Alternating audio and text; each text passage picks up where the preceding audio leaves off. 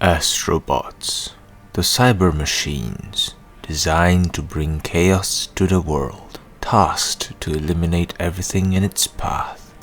It is agile, ferocious, and unstoppable.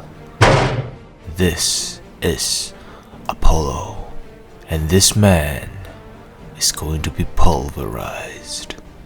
Oh wow, a giant robot monkey. Monkey want a banana?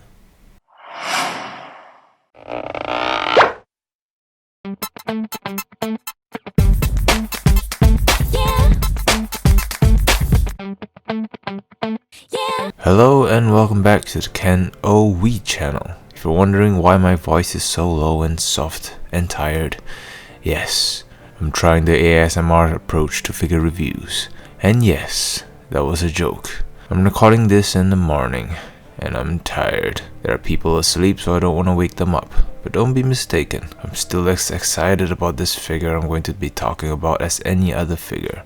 So let me introduce to you Astrobots Apollo Day 13 Weathered version by Toy Notch. I've heard about these figures, seen them in videos. They look like they're one of the most articulated action figures out there, but I had to find out the truth for myself. So here he is.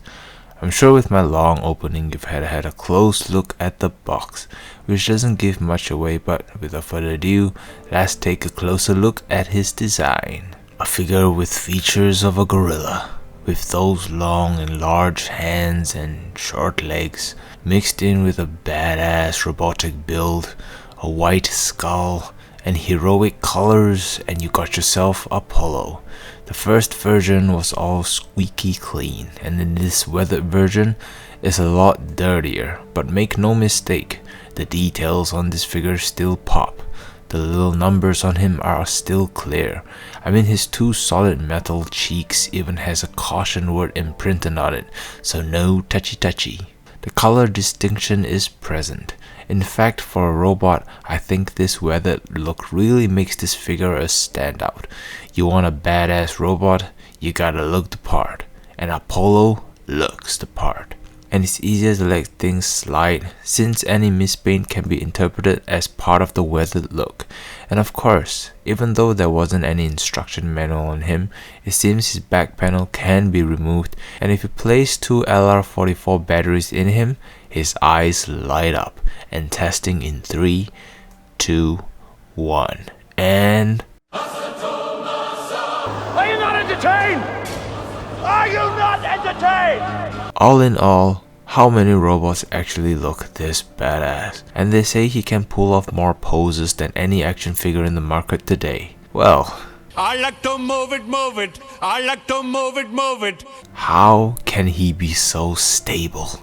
This figure has no die-cast material on it, so it's all plastic. So it's not too heavy as a figure, but even though it's all plastic, he still feels really solid. For his articulation, head and neck is articulated, so move around no problem.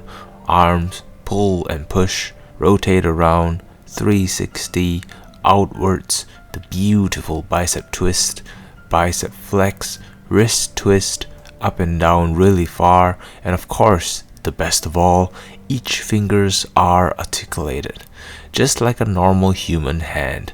Of course, everyone would take this chance to go for the middle finger pose, but not me. I take this chance to pull this off. He is, after all, a Vulcan robot. Live long and prosper. I can see the comments going crazy already. Anyway, torso is on a ball joint, so he can move plenty, and twist king at the bottom here, and he can arch backwards, but it's mostly from the mid ball joint connection, but there is a mid ab cut for some significant crunch, which is great. Only drawback is that the leg doesn't kick straight ahead, instead it goes outwards, but not a huge deal breaker. It can go the full 360, leg can split that far, thigh swivel, knee bend, feet pivot side to side, move up and down, and of course, the toe curlers. For his accessories, unfortunately he only comes with this apocalyptic raggedy old rag.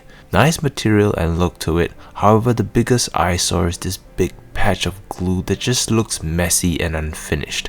Either way, kinda disappointed considering how much work was put into the figure itself. And here is Apollo standing next to other figures for scale comparison. So, in summary, everything about this guy is true. I was skeptical about everything in the beginning. The look, the feel, especially its articulation, but as you are seeing from the photos, this figure can do it all. Sure, the minor nitpicks could be the legs not being able to move upwards, the cloth with the untidy glue finish, or not having much accessories, but with a figure like this, do you really need accessories? Everything you'd want in an action figure is here. Maximum posability, menacing look, and it's a freaking robot. Of course, if you already had the first release, I don't see any reason to get this one unless you're a huge fan, which I am, and I'm on the hunt for the first Astrobot. This is going to be tough. That concludes my review of this figure, and before I end the video, I'd like to apologize for my lack of content in February. Life and work has proven difficult, and I'm not about to make another update video since I've addressed most of it on my last video, so it'll only get more hectic from this point onwards, and I thought you should get a heads up. I'm still working on the Iron Spider sketch, and the audio recording is complete, and whenever I have time, I'll work on the sketches. With that all said, thumbs up if you enjoyed the review, subs if you liked more content updates in the future, and I hope all of you are having an amazing week. See you guys in the next video.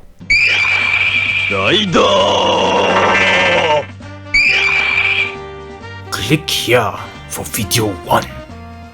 Click here for video 2.